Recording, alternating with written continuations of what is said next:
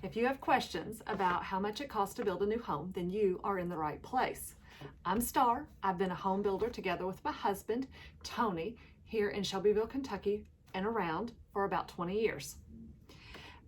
Early in the week, like day one of quarantine, I was working on new home bids and some remodel bids.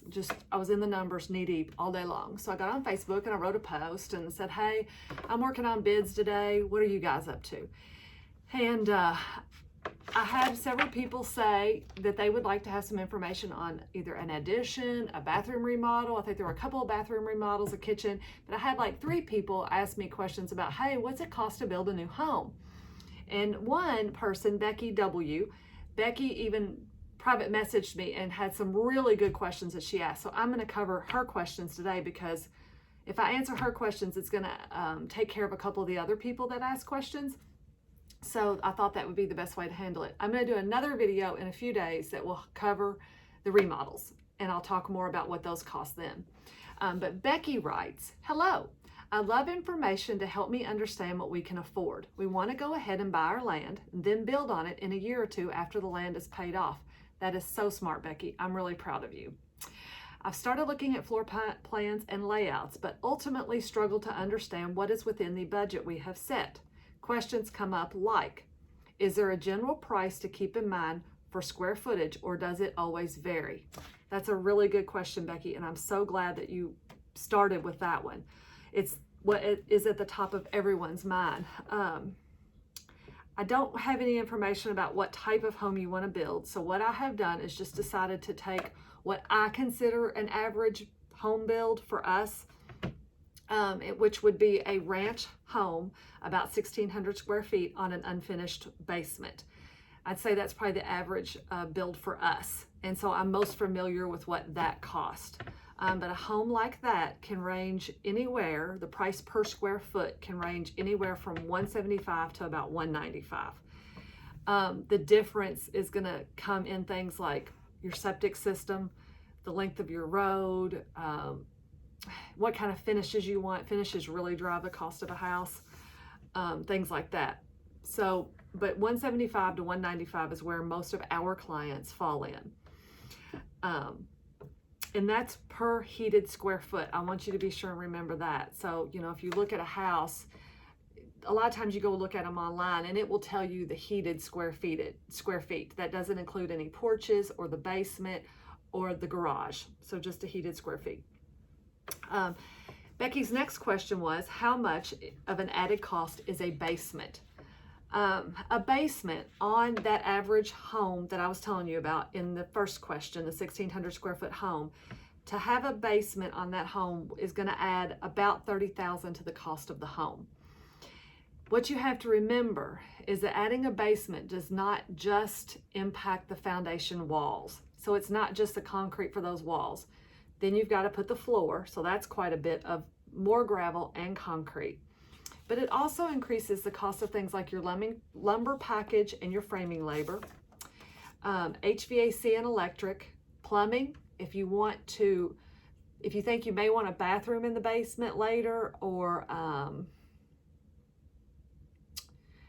like a basement bar, those things can really significantly impact the cost of a house. So it affects a lot of line items for a house if you add a basement.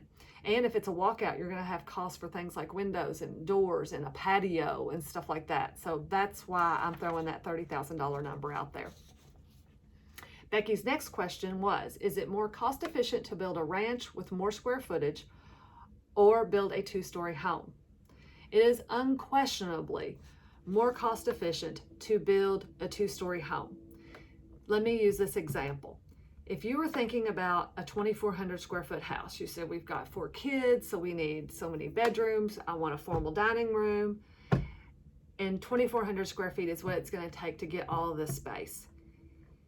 If you look at the cost of a 2,400 square foot ranch house where it's all on one level and it has a basement under it and the roof over it, and then you think about dividing that house in half and putting 1,200 square foot on the first floor and 1,200 on the second floor, then think how much smaller your foundation got and your roof got. So that is why it is so much cheaper to build up than out. There are, as with everything, there are things that can change that.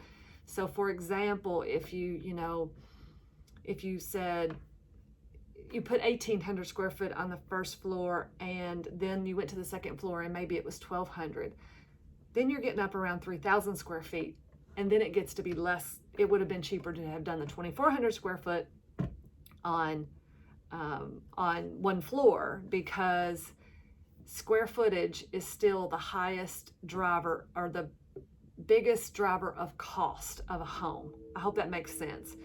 But the more square feet, the more it's going to cost, and that's the biggest thing that's going to drive your cost. The last thing that Becky asked is, what are the first few steps in determining build options with a budget in mind? For example, I know I wouldn't want to exceed X number of dollars. How would I start? So here's my question to that.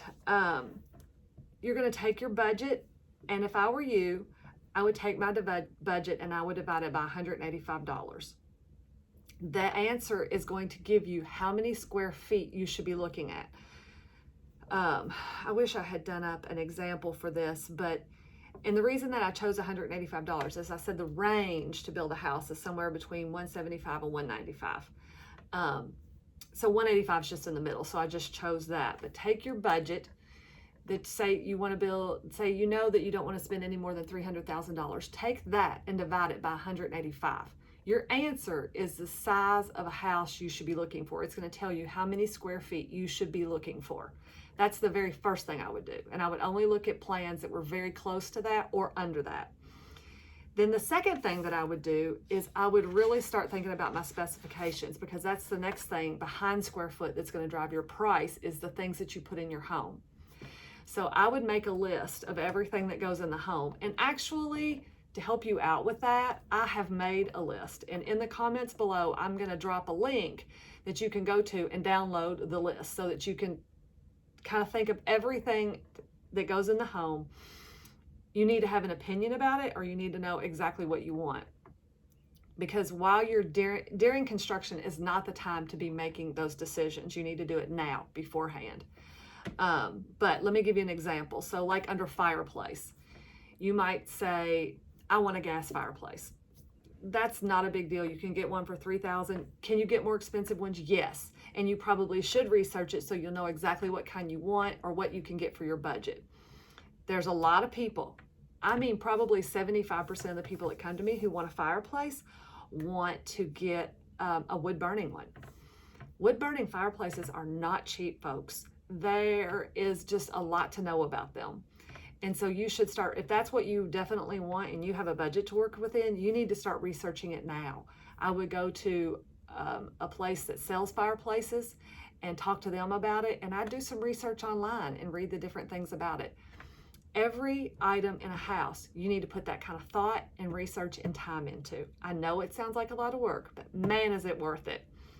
But anyway, go in the comments below, get my PDF, download that, and start working through all of those items. And anytime you have a question, send me a message, either on Facebook or, yeah, Facebook's probably the best way to do it. So I hope you found all this information helpful. Drop me a thumbs up below or leave me a question, something. Let me know how you like this. If you'd like to see more of things like this, I'm happy to do them. But thank you very much for listening.